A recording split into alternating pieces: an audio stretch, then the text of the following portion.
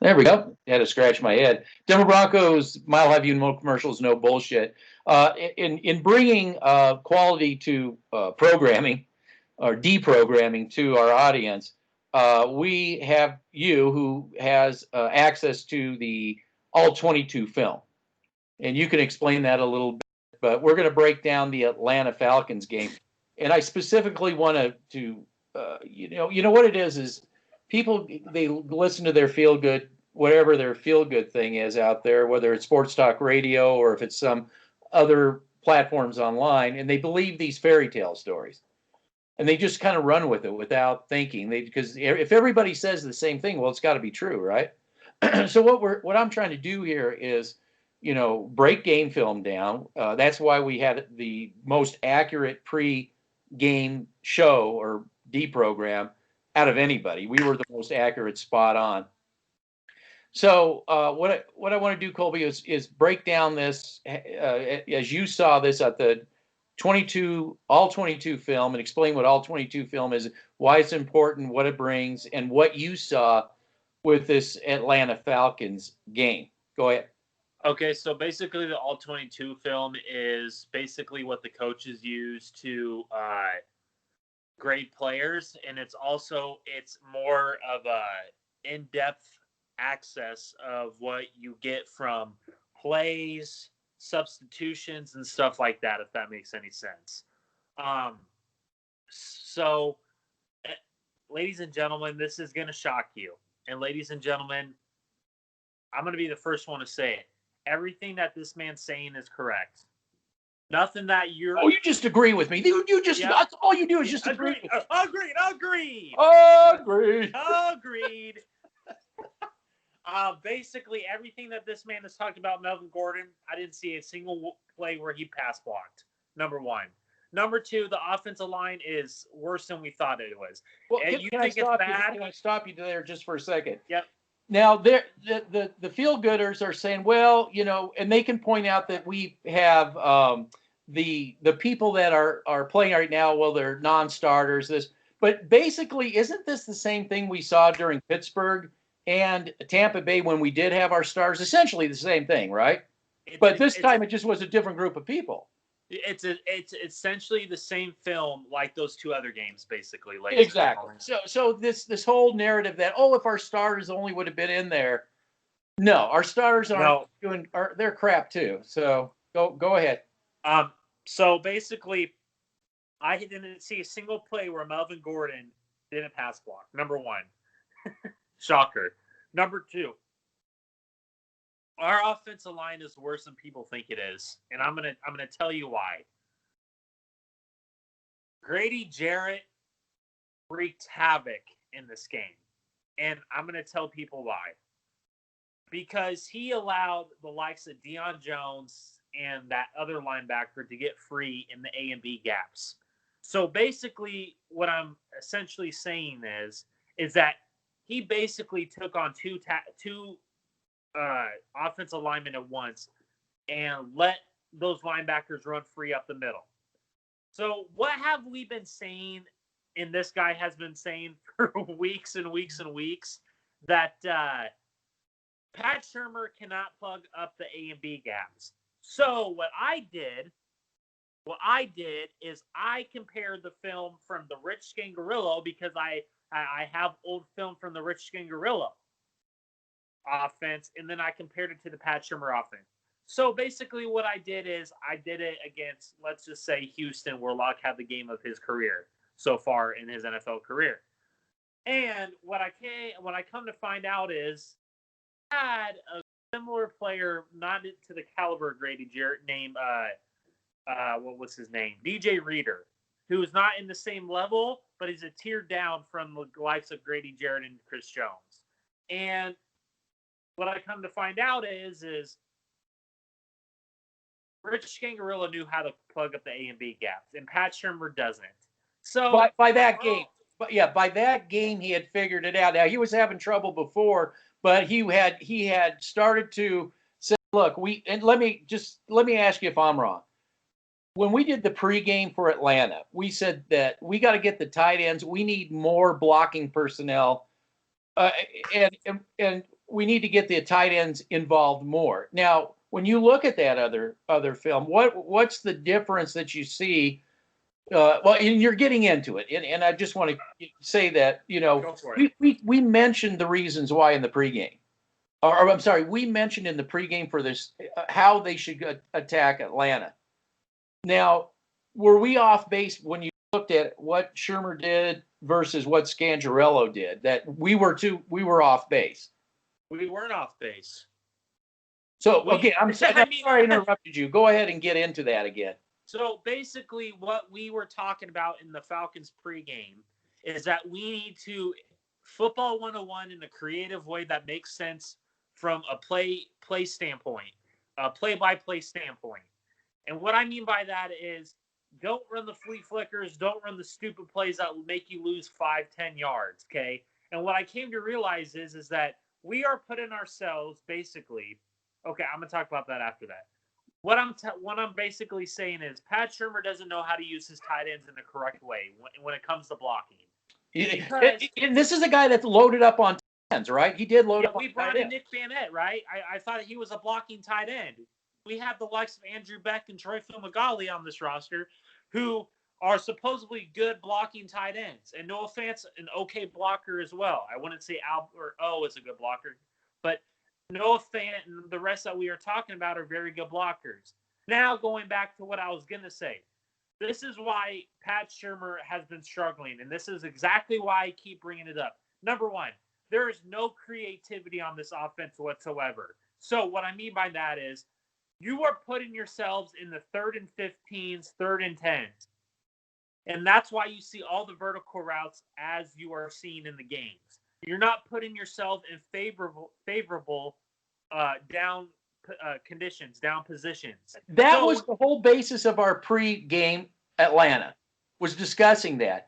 Not this, as James Marilat wants to say, throwing the ball. We're just blindly throwing the ball all over the place. Basically, that is what Shermer is doing. Go ahead. And dang, okay. So what I'm basically trying to do is, I know you already get this, but I'm trying to give it to our viewers and to the feel-gooders how I can explain this in a way they understand. Basically, go back and watch our pregame to the Atlanta game. And what we were talking about is go back, and we actually have been saying this for quite a while now, how we need to go back to the fundamentals of blocking. We need to go back to the fundamentals of football. And what Pat Shermer is doing is not doing it. And he has no recognition on how to, number one, read coverages, because this is a perfect example. Scheme coverages. Sorry. Exactly. But what I'm talking about is, so this is the Pat Shermer offense in a nutshell. I don't know what play it was. I don't know what down it was, but it was in this game. They were in a 3rd and long. They sent 3 guys on a go route and Deshaun Hamilton on a 3-yard in route. That's not creative. Now we can talk about Pat Shermer and all that, but this game film, and I luckily I got this before it started getting all the regulations, and I'm so happy that I did. This is exactly why I know a lot of the stuff that's going to go down, because I watch other players and I watch other coaches film. This is why I'm so dead on when it comes to this stuff, because I take the time to know it. But going back to the Falcons game. Well, meaning, you got to explain this to people, meaning that you actually have the resources to look at all the film that the majority of people that don't have this tool can look at. And piggybacking, whatever what the word is. But what I'm saying is the feel-good media out there is not telling you this stuff because they're hiding it from you. So I have emphasis to just tell you the problem. Pat Shermer's the problem. He's not creative, and we brought him in for a reason. The offensive line stinks. The offensive line sucks. Okay? And let me tell you something right now. We can't pass block. We can't run block. We can't. We just can't. So you are essentially getting your quarterback killed, and you're not helping him with his progression. Now, I asked you to specifically look at, because there's a meme out there, a fairy tale being spun by people like James Marilat that say, well, if the Broncos would just simply do what they did in that last half of the fourth quarter, you looked at how the Atlanta Falcons were playing defense in both the first three, and then what they did in the fourth. What did you see? They're playing prevent. But so the Marilatters out there who say just play that like you did when the defense is giving you prevent in the first quarter. What kind of ridiculous logic is that? They're bringing the house in the first quarters. Okay, because they know there's no offensive line. They know that Shermer isn't scheming for blocking, so they know they're going to get free runs at Drew Lock, who, when you look at the game film, if you bring in free runners, well, I don't care who the quarterback is, you're not going to get any kind of production out of that quarterback. So they know they're just laughing. They must be laughing in their film room. The other team. This is just too easy. And basically, the first 3 quarters on, they were playing press. They were making it difficult for Locke to read the field, and they were blitzing him because they know that we can't pass protect. They know that Locke doesn't do good and doesn't recognize blitzes because he's still young and he's still growing as a quarterback. So ultimately what you're seeing is Pat Shurmur is not helping out his quarterback, and Pat Shurmur is ultimately not helping out this offense. So all you feel-gooders want to blame Locke for, not turning it on to the fourth. Well, I just told you why. Well, no, what they're doing, they're not so much blaming Locke as what they believe in their mind is that if Shurmur would just do the plays that Locke's playing in that last fourth quarter, and I'm saying, wait a minute, they're saying they're not opening the playbook up enough. And I'm trying to get back to Kansas City because let's go back to that, because that's exactly what they were doing against Kansas City. They were opening it up. And the meme is they couldn't do worse. They did do worse. They can't do this team. They don't have the player personnel, the coaching to open it up in the third. Yeah, so you got a third one, and running the football, they can't do that either. There's no defense. There's no special teams, and the guy at the very top needs to go. Oh, okay. What's the seventh? What's the seventh? I don't know. I'm counting, and I'm losing track. You had one too. It's a train wreck. And so I'm not. So basically, what I'm saying here is, when I'm watching the film and when I'm doing the breakdowns, Pat Shurmur doesn't know what he's doing. And as an offensive play caller, your scripted plays should at least set up what is coming in the second half or whatever. Your scripted plays are basically the plays that you run in practice. And they're not even doing that right. And they're not even doing that in a good form of fashion or whatever. They're not even doing that correctly. Oh, I got to put this out here too. Now, there was the very last series. All the James Marilats out there. Well, if they just let him open it up, okay. Atlanta knew that Locke could, in fact, it was possible he could, score a touchdown in 44 seconds, and they actually had to work.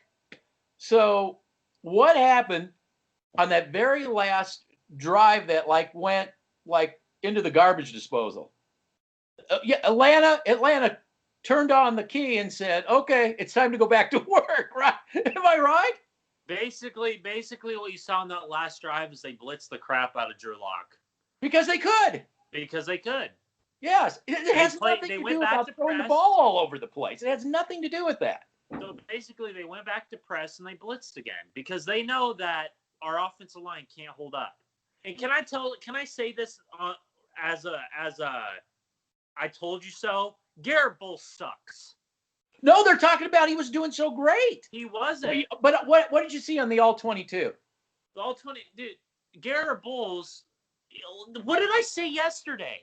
They gave up pressure from both sides from rookie quarterback or rookie defensive ends, or their starters weren't even in. And Garrett Holds got away with a few holding calls. Yeah, got away with a few holding calls, and he people don't understand. It's all Dalton Reisner's fault. But I have been saying this for the past couple months where they had to focus on one certain player on the offensive line just because so they can just get it right. This is ridiculous. And Garrett Bowles sucks. He gives up pressures.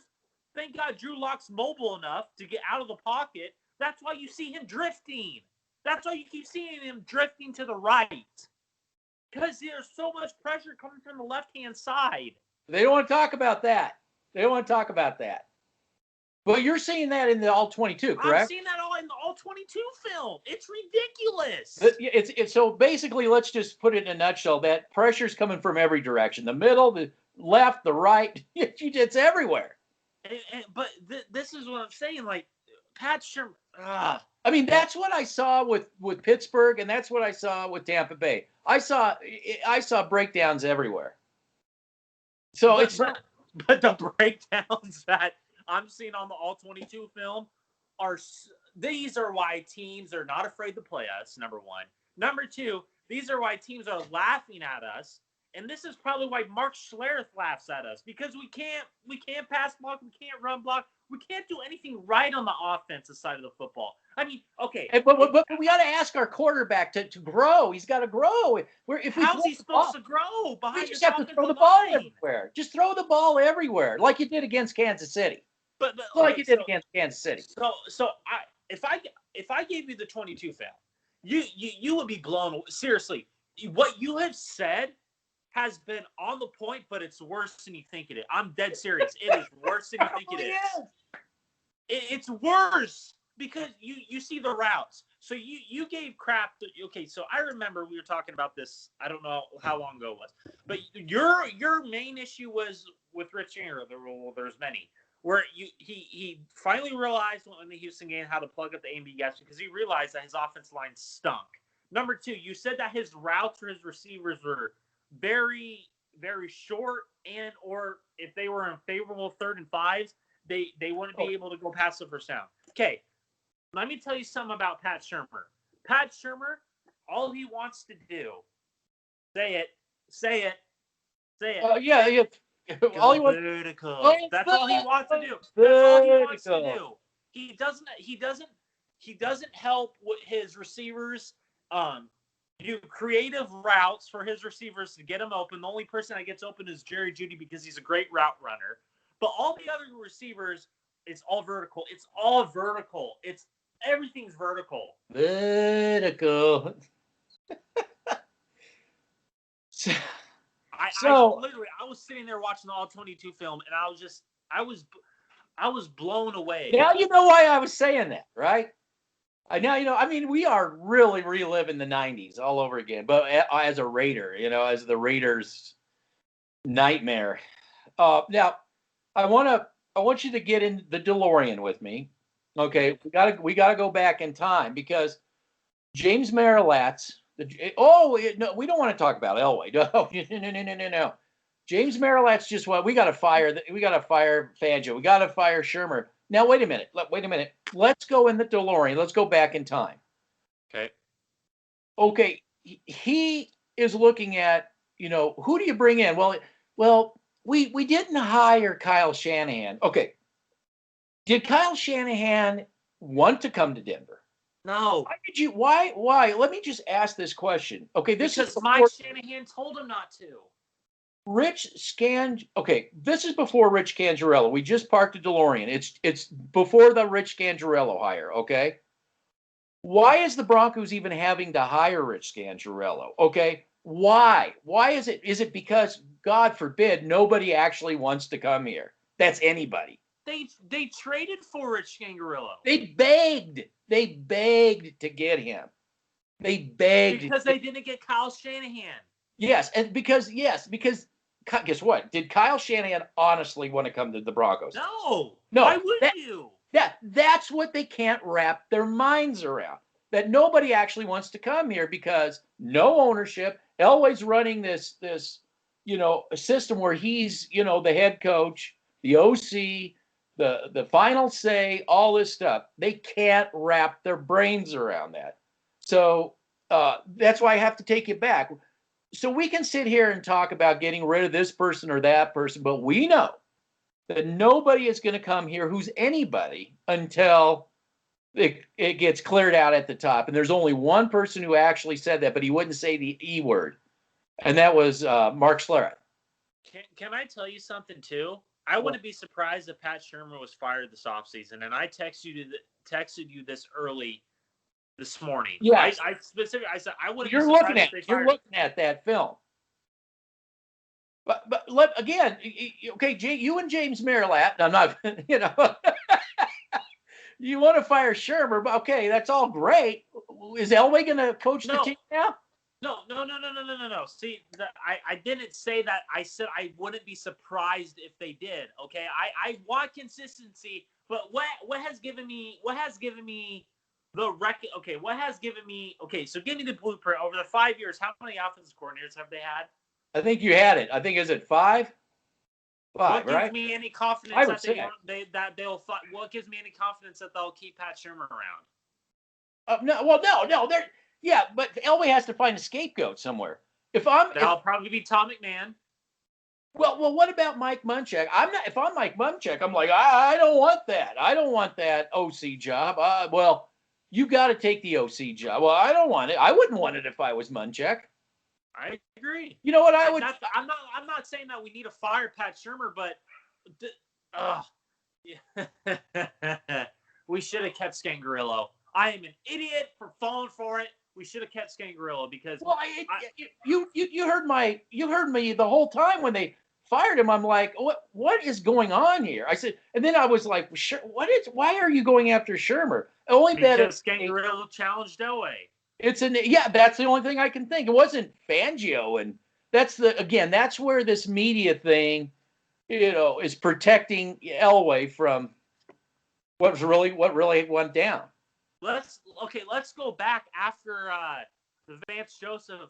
Okay, after Vance Joseph was hired, you saw all these reports that Vic Fangio wanted Gary Kubiak to be his offense coordinator. Why did Gary Kubiak go to Minnesota? To get away from Elway. And those guys have been friends for years. So, ladies and gentlemen, the bottom line is Elway's. You're right. Elway's the head coach. Shermer's the OC, and Vic Fangio's the defense coordinator. And let me tell you something else. Vic Fangio's defense, for what he is working with, did an excellent job in the second half. Making the adjustments. Yeah. I don't see Shermer making those adjustments until he absolutely has to.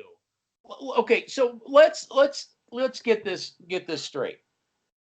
Nobody wants to come to Broncos, so you have to be desperate, right? Let me ask you: was Shermer in a desperate situation to be for employment? Yes. Yes, because this was the last stop, right? And Elway. Coach ahoy, right? See a coach ahead. Yeah, with his Raider pirate, he does make a good Raider, doesn't he? Now, isn't that the most ironic thing ever? But the problem is we are the Raiders now. We are the Raiders of the '90s, of the '90s and the early 2000s. Yeah, it's just. So what we predicted that so what did we say in our pregame? What did we say if we were the offense coordinator? What did we say we have to do? We talked about creativity. We talked about blocking 101. We talked about play. Let take what the defense gives you. So what was it that you want to bring up that we discussed? None of that. Well, we're running harder, not smarter. We talked about the tight ends.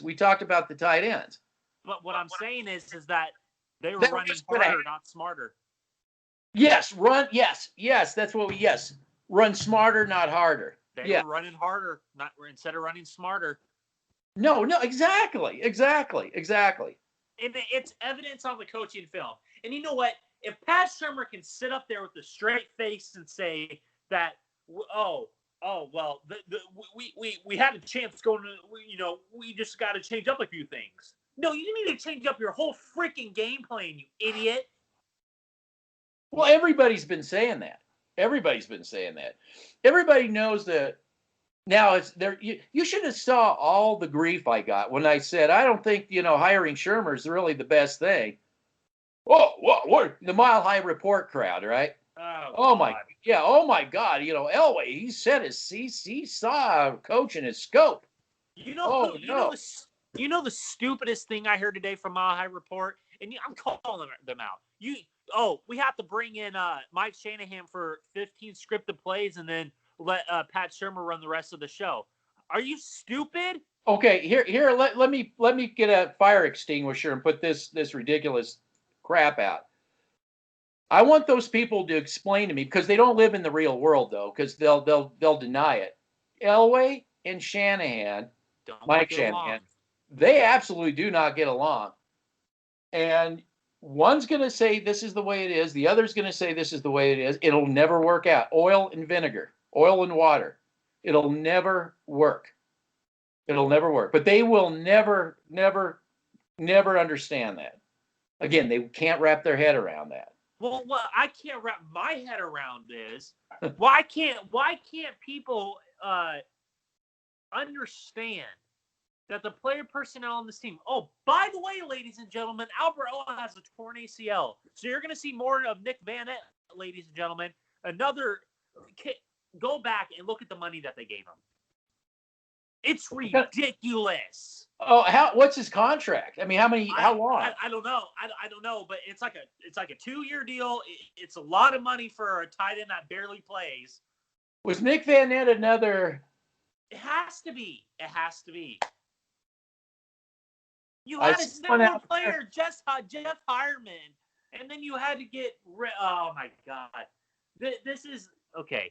So basically, what I'm sitting here telling you is everything that me and you've said is on point, but it's worse than people realize, because all 22 films shows a different story. And I'm going to tell people this: you think that Graham Glasgow, if he comes back, is going to help this interior offensive line? You must be out of your freaking mind, because he is just as big as a problem as all the rest. Lloyd Cushenberry, I get it. You're a rookie center. I give rookie centers a year. That's how I do it, because rookie centers have a lot to do for calling out coverages and linebackers that are blitzing or whatever. But the problem I'm having with Lloyd Cushenberry is he's inconsistent. Now, I brought up. Let's talk about the center position. Okay, please explain it. I brought this up when on all my O-line. I kept pounding the table about what is Elway doing. We need to get this O-line. Why can't everybody quarterback this, quarterback? Well, why don't we get first an offensive line put together? Can we do that first? And I said, in the center position, you have to get somebody like Cushenberry, but you have to in negotiation or whatever, you got to bring a center that actually knows what he's doing. Okay, a guy that knows, and a guy that like Cushenberry can play behind and be mentored by. Because center is not the easiest job in the world. No, it's not. You can't just get and I think Cushenberry, had he been sent to who's got a good maybe Tampa, maybe the Ravens, or maybe someplace, if he would have went somewhere where he could sit on the bench, Baltimore, or better place is well, that would work too, Patriots. But you're right, Indianapolis. Yeah, Indianapolis, and that would have been a great place for him to land. But what I'm getting at is, if you go someplace and you're getting some tutelage, that's really a journeyman's position. That's almost like the quarterback position, but of the line. You know what I'm saying? So I was pounding the table that we sign a center. Let's get a center sign that's worth his weight, right? And then you can draft and bring. Again, we're talking about special teams, how you're talking about scouting and all this coming together. then you don't throw this guy in a situation because guess what? You should have had somebody there years ago, but you didn't. You You know, had you Matt Paradis. Why didn't you re-sign him and freaking draft Lloyd Cushenberry? I And didn't better like yet, I didn't why did like you? Paradis, but it's better than nobody. It's better than nobody. I actually liked Paradis. You did. I didn't like I saw him get pushed back more than I liked too. I wanted a good Better sign. than Connor McGovern. Oh God, yes, And yes, people, yes. and here's the problem with this whole situation is Elway has let this line deteriorate over the past 8 years, 6, 7, 8. Okay, let's just say Yeah, yes, it's been yes. so long. It's been so long, ladies and gentlemen.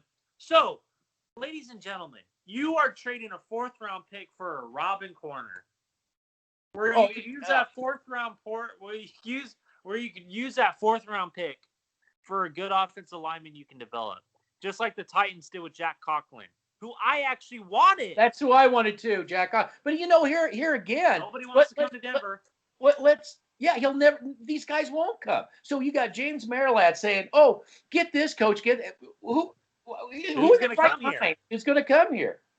I'd rather go to the Miami Dolphins. I mean, and that was a train wreck organization all the way. They're going to play. Look what they did. Look what they rebuilt their offensive line. Oh, who did they get rid of? Who did they get rid of? Hot Tub Time Machine. That's who they got rid of. James and Adam Gase, yeah. Yeah. They got rid of them. But okay, so going back to the All-22 film, number one, Vic Fangio knows what he's doing because of the schematic scheme and the scheme that he's running. Don't tell James Marilat that. No, James Marilat is an idiot. And number two, oh my God, Pat Shurmur. I'm going to continue to go back to him.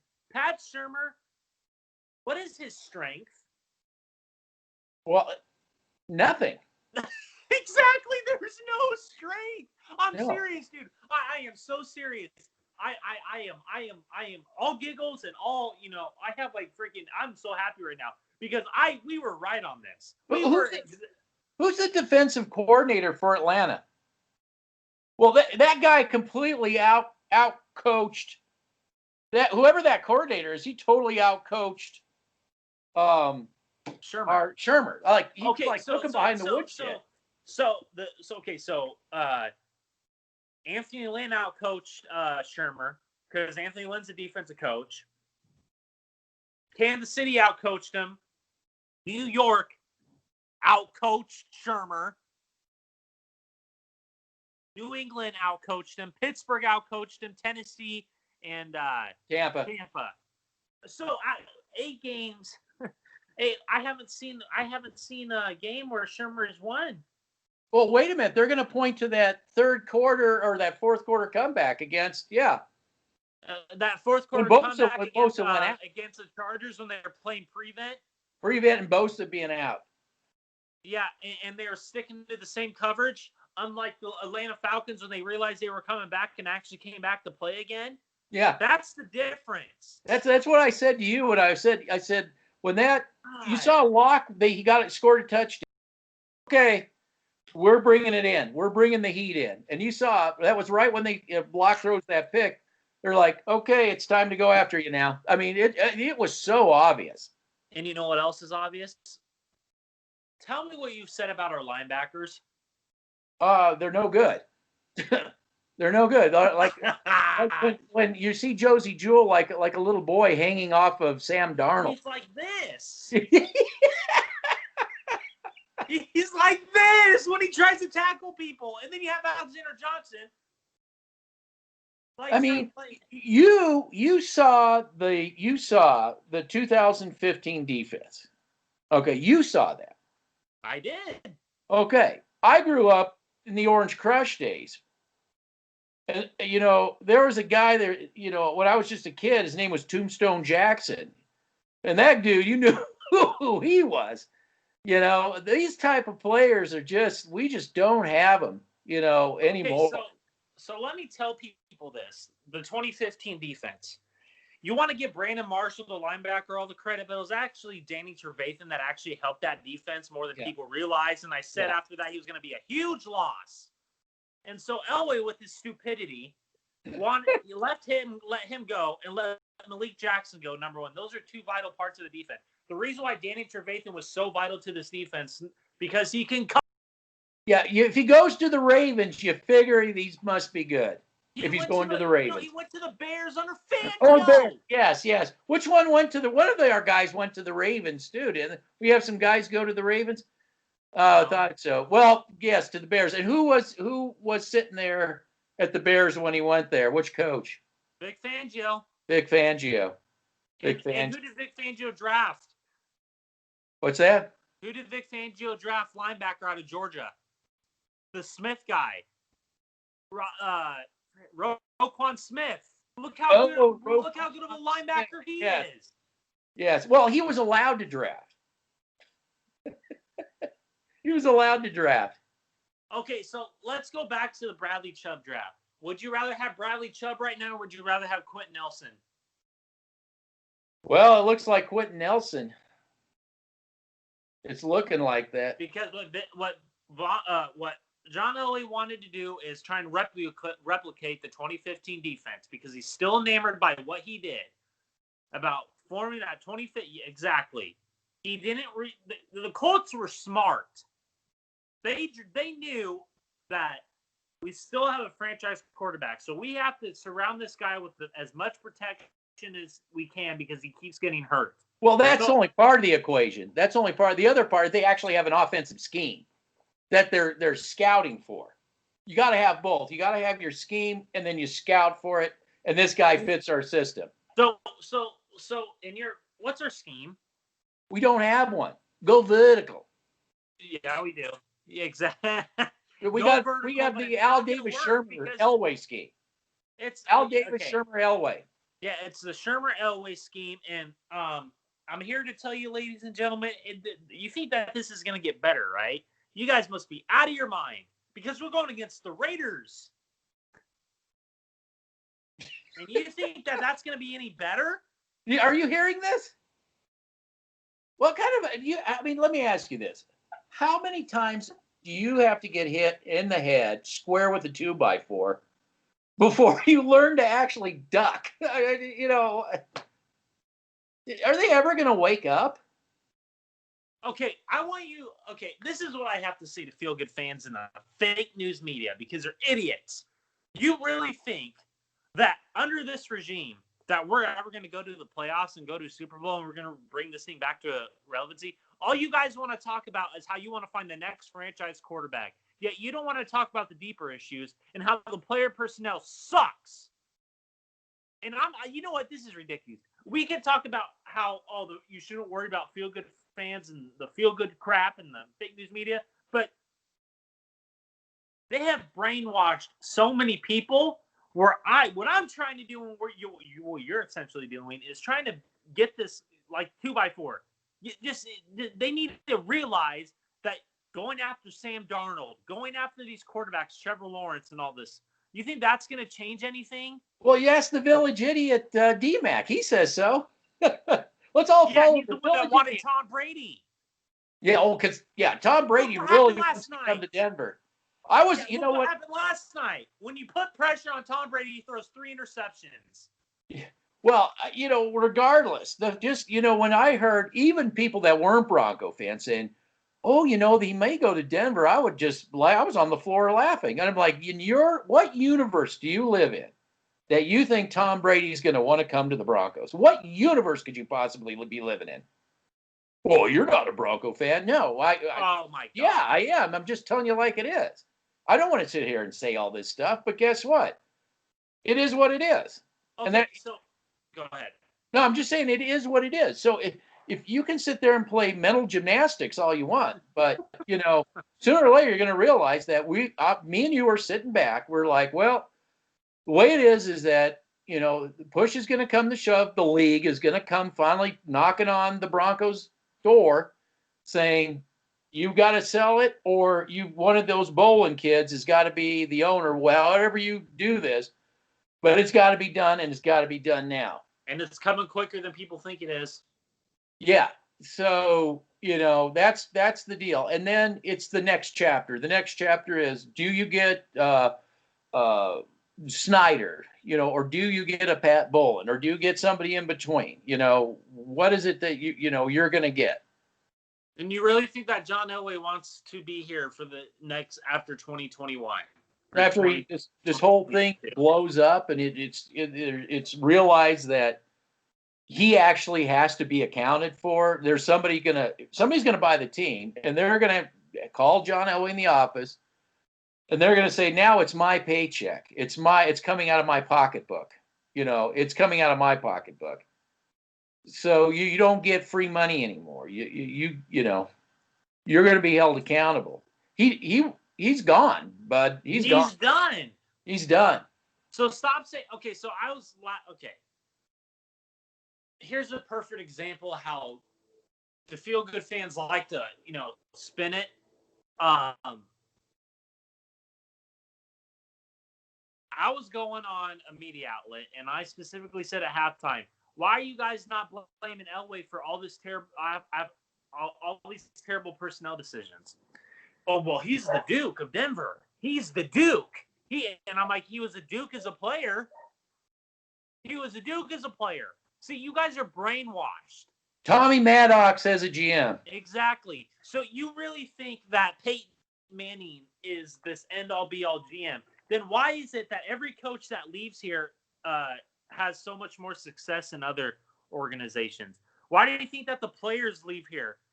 You guys wanted Isaiah McKenzie gone because he kept fumbling the ball, and they were trying to turn him into something that he wasn't. And look how good he is. Look how good he's doing in Buffalo, for example. Look how good Danny Trevathan is doing in Chicago still. This is ridiculous. It's funny. They're going on and on about Tyreek Cleveland being this great punt returner. Oh my God. Yeah, I heard that. Are you serious? Orlando Franklin and his sidekick. Sandy Klopp, yeah. Oh my God. So Tyreek Cleveland, the guy who you got to put the film out about Tyreek Cleveland. This is ridiculous. I've already done that. This is ridiculous. Well, now punt returner. Yeah. Oh my God, dude! What the? Oh. So, yeah, I mean, maybe he is better, but he sure can't. He can't block. He can't throw a block. He can't make a tackle. Oh my! I guess maybe you know what? Maybe they're right. Maybe he is good because he avoids players so well.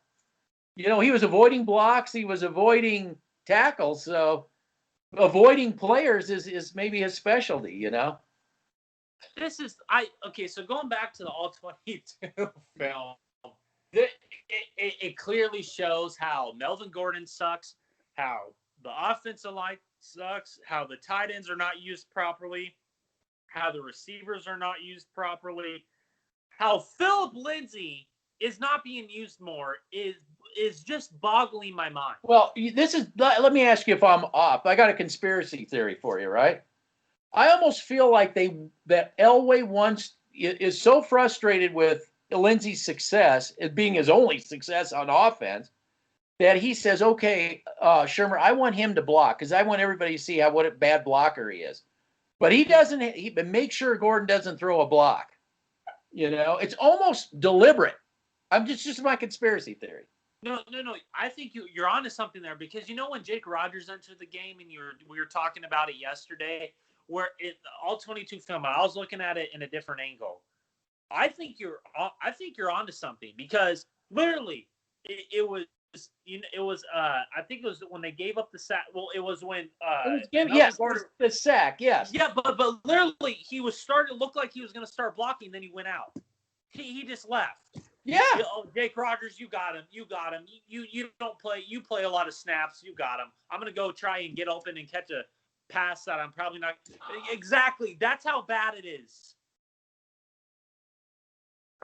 It's so bad. Maybe Gordon is going to do what he wants. What I'm going to do what I want to do.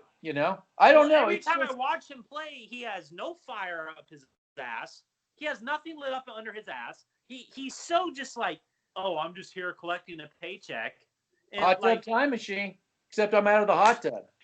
Yeah, I might as well be in the hot tub. Collecting my paycheck. This is See ridiculous. where the hot tub is? Do you think, okay, so literally, if we had Grant Glasgow and Hot Tub Time Machine in here, do you think this offensive line would be a lot better? That's just what my point was.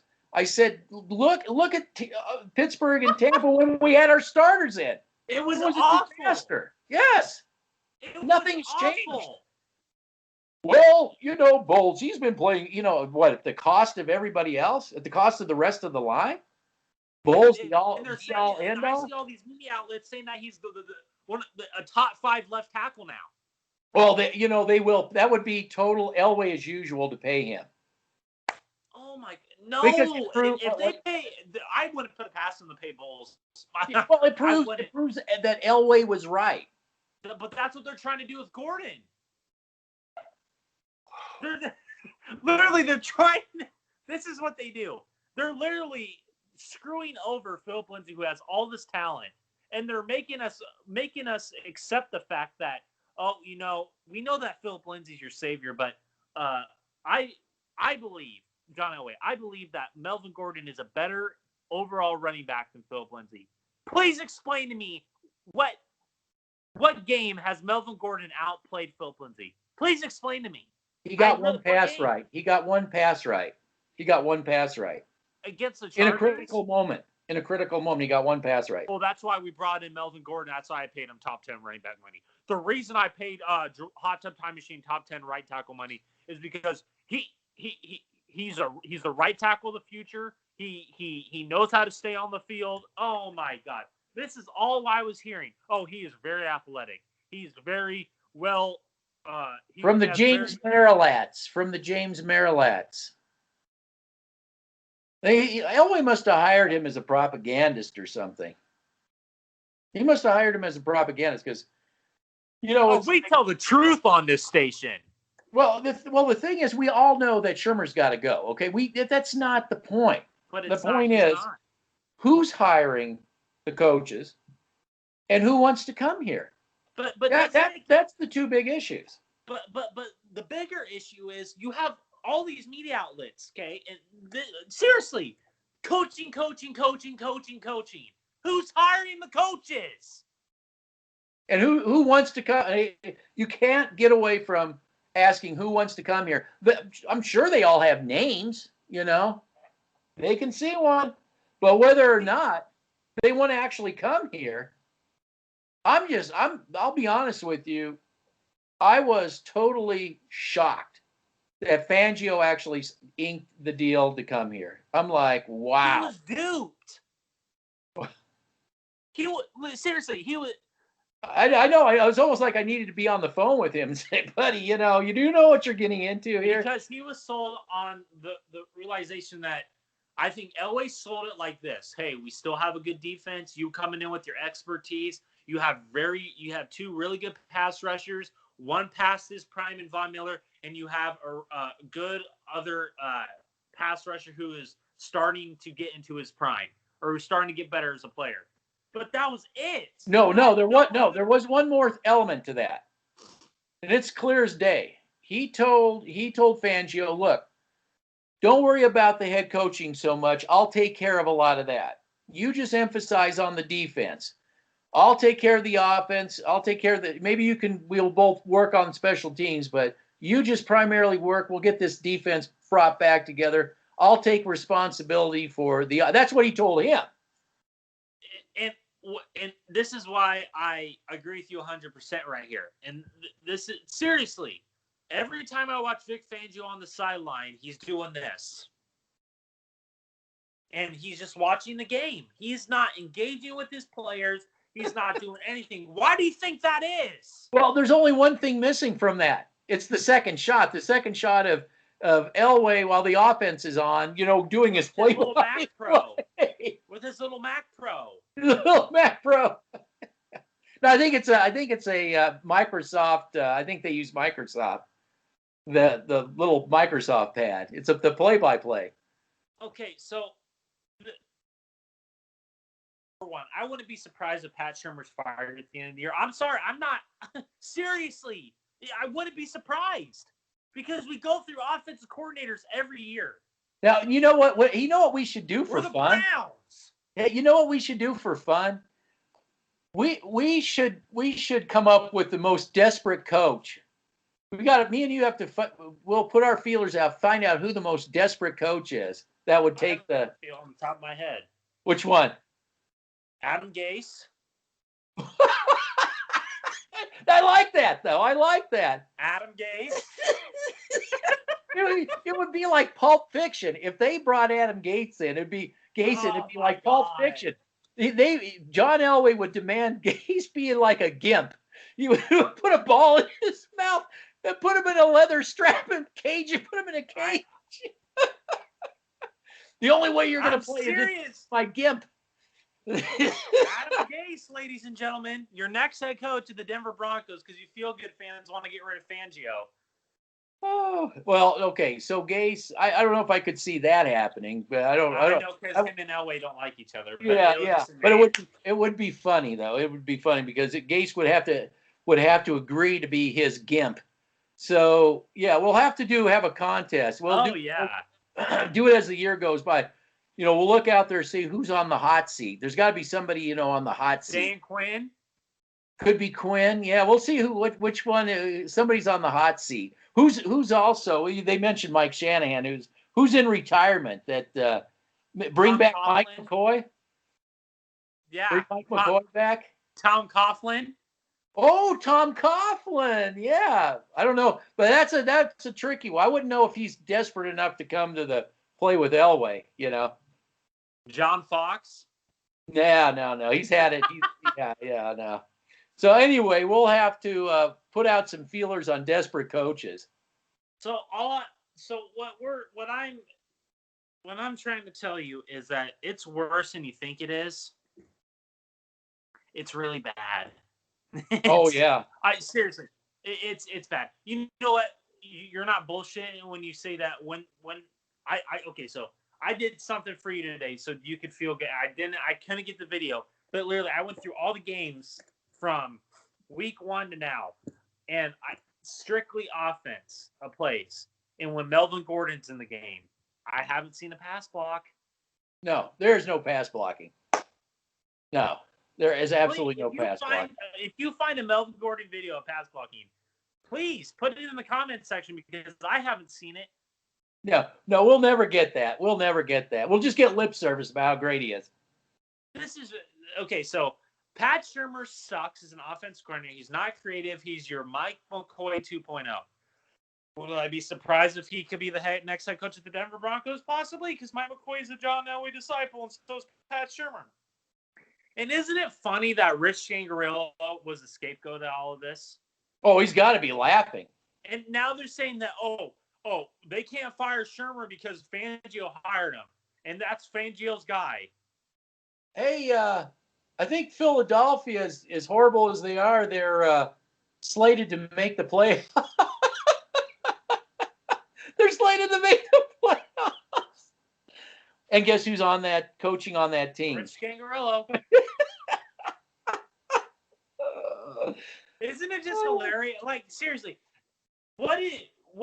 okay, so give me your, okay, so going through all of this, what does it show you from an expert standpoint, from talking the truth about Denver, from what I told you about the All-22 film? Is it just laughable, or is it just the same old crap that you've seen over the past 5-6 years? Well, I'll sum it up. I'll sum it all up. Okay. It's going to have to be just taken out with the trash at 2022, 2023. Yep. Ownership, Elway out the door. Nothing's going to change until that. I don't know if we'll get a different type of disaster, because I don't know if you're going to get Snyder as an owner, or it's going to be the next chapter. That's what I'm going to say. So we already have we have a train wreck and a dumpster fire is what we have, and we have to find out. We'll have to put up with this because we'll hear feel-good fans talk about quarterbacks and talk about coaches. We both know we're beyond that. We're far so beyond that. Yeah, the next stop is ownership. That's where the next stop is in all of this.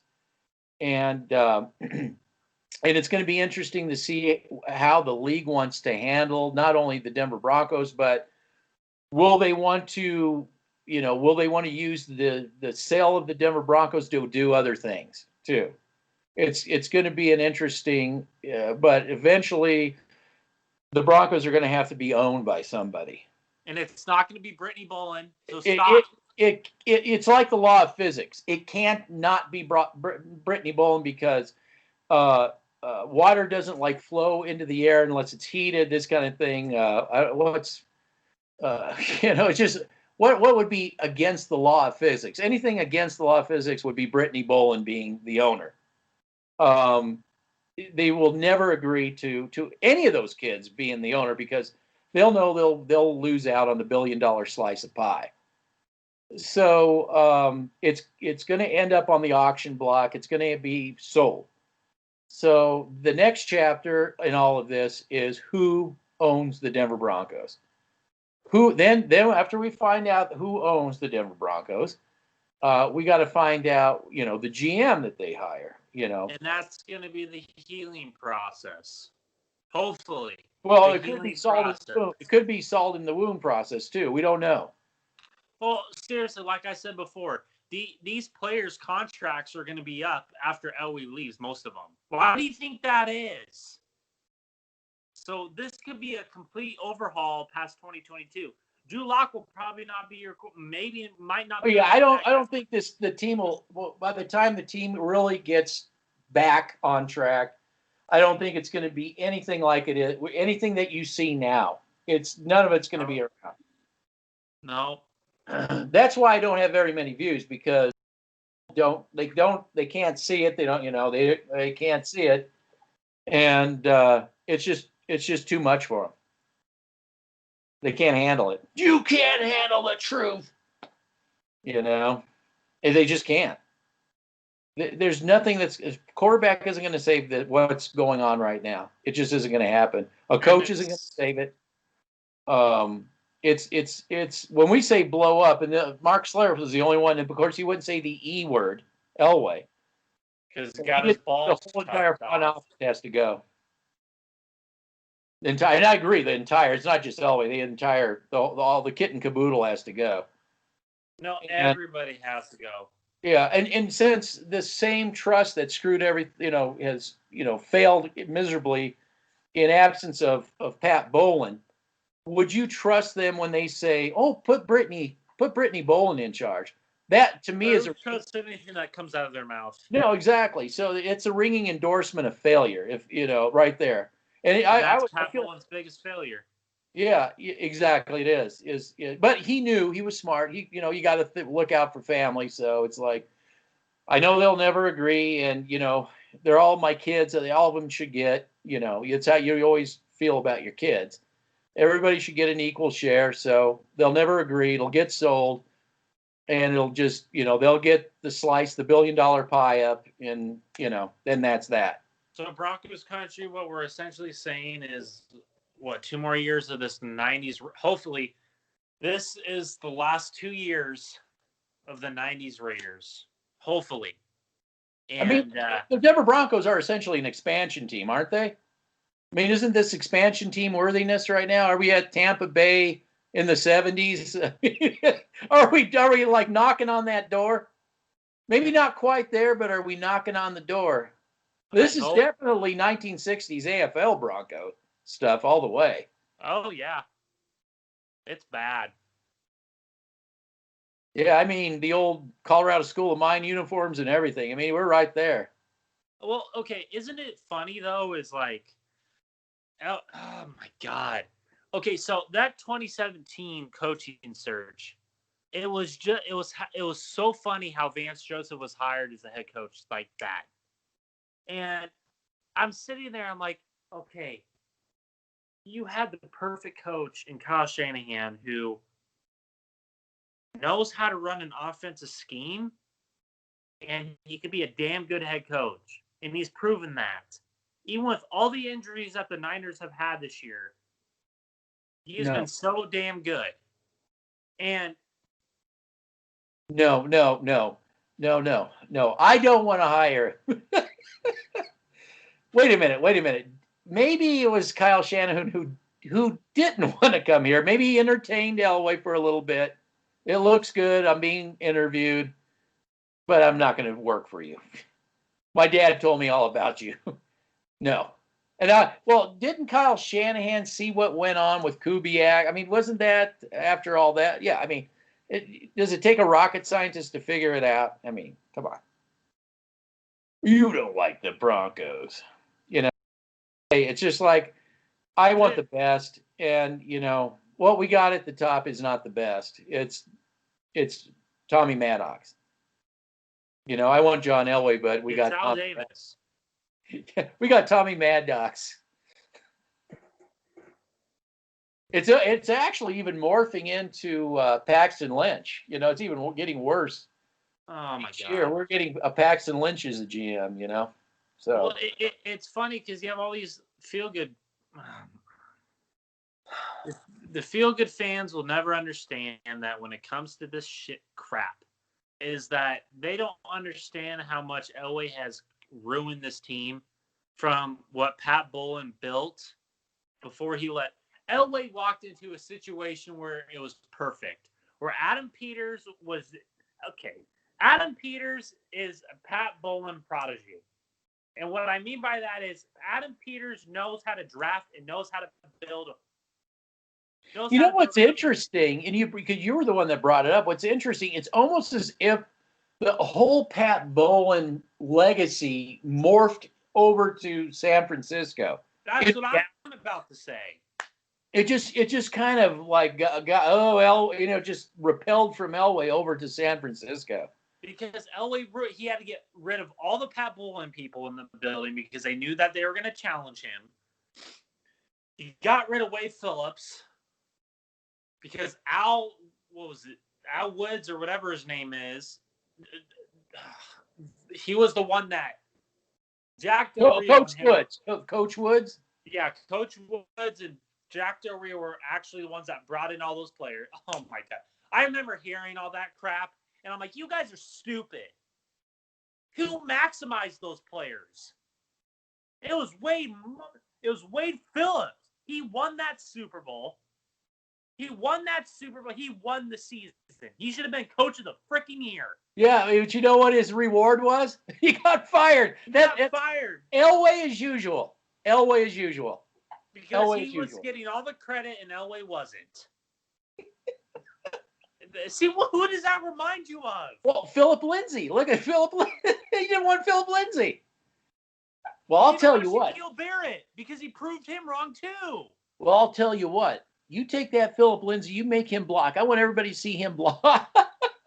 I want everybody to see him block. Good, bud. Yes, Uncle Al. Yes, Uncle Al. But, again, they did it with Shaquille Barrett. They did it with Malik Jackson. They did it with Akeem Talib, T.J. Ward. We brought this up already. Those guys challenged Elway on the field with their play, and they screwed over. So ultimately the death of Elway was when they got rid of T.J. Ward. That was the ultimate FU to the defense. It was an ultimate FU. Because people don't realize how much T.J. Ward meant to that defense in terms of the heartbeat of that defense. T.J. Ward was your Steve Atwater type on the defense. And what they did was a bit FU to that defense. And Akeem Talib said it. He's getting rid of all the dogs on the defense. What do you think that was a reference to? You idiot feel-good fans? You idiots. Oh, they don't like when that's brought up. Because they know that they're wrong. The media that protects John Elway, they get so upset with that. Although, like I said, it's hard for them to hear. It's hard for them to wrap their heads around. Well, it's also hard to wrap their heads around that freaking that the players on this team just aren't good enough. Well, we know where this all is going, and all we can do is it's the train wreck you're watching in slow motion. It's speeding up though, but it's a train wreck in slow motion. and all you can do is sit at the top of the hill and watch it, and Continue to feel-good bring fans. analysis. Feel-good fans will talk about how to rearrange deck chairs on the Titanic. Bring in a coach, bring in this, get rid of that, and we know we has to wait till ownership takes over. Elway gets the boot because there's no way that when an owner says this is now my purse, into that he's going to be allowed to do what he's been doing. So he's gone. There's just no way. So it's just going to come down to the ownership thing. So all we'll do is we'll go talk about Miami. I think that's the next game when it comes up. Raiders. Is it Raiders? Yep. Oh, I have them backwards. So it's Raiders. It's Raiders and Miami. Miami.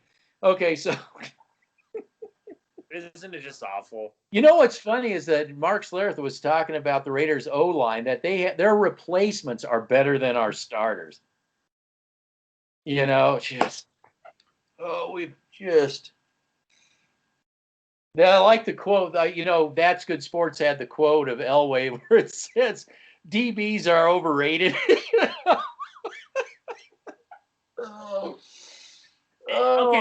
Okay. You tell yourself, Mark Schlereth just said it to every feel-good fan because all the feel-good fans listen to that shit. They listen to it.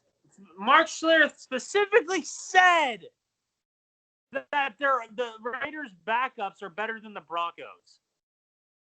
He said they were dispensing justice. He was saying they were dispensing justice. So your next assignment, if you choose to accept it, is to take a look at the Raiders on the All-22. I will. And take a look at their offensive line. I'm going to look at everything. Take a look at their linebacker, one linebacker in particular, okay? Littleton. I want you to take a look at him. I will. Okay? Of course, then again, I'm assuming that he would actually want to come here too. I'm assuming that, if you're not going to go any place you don't want to go. I'll do that. I'm actually pumped. I'm gonna actually go watch that after we do this podcast. I'm gonna do it. I'm gonna do it after this. And that'll be a part of our pre-Raider game. Oh, you guys love the Raiders. Well, not really. I mean, I got a confession to make, is that I have family members who had Raider season tickets, but this is back in the LaMonica days, okay? And the story of that is they got pissed off at Al Davis because after they all agreed to build a new stadium, he moved them to Los Angeles. Then they became San Francisco 49er fans. This is exactly the same year Montana got drafted. I guess I had relatives that were Raider season ticket holders, but what I'm seeing, I don't like it, and I'm just trying to explain to you as a fellow Bronco fan that you got to wake up. You're going to have to smell the dumpster fire and realize where we are right now. I actually have respected how the Raiders have built their team. The offensive line.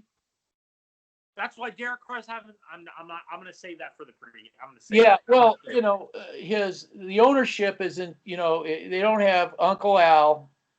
Meddling, and I mean, I'm telling you, you look at the '90s, and it is such a. It's like we are the mirror universe now. I mean, they are a reflection of us now. It's like they're exactly the same, but in alternate universes. It's bizarre. And the San Francisco 49ers are the '90s Broncos. Or the '90s. I mean, it's obvious though. I think you're right on the money. It's from the perspective of the Pat Bowlen morphing over to San Fran. Yeah. That really sucks. Yeah, that's our bottom take of this. No, yes, we are Bronco fans because this all sucks, but we're not delusional. We're not stupid. Oh God. All right. Well, I'm gonna go watch the All-22 film, and I'm gonna see how the Raiders will attack us seriously, because it might be a slugfest again. So yeah. All right. Hey, take care. Let me inform me on the grinder we're about ready to be put through. Where is the game? It might be in Vegas. Okay. Looking forward to that, buzzsaw. All right. I'll talk to you later. All right. Bye-bye. Bye.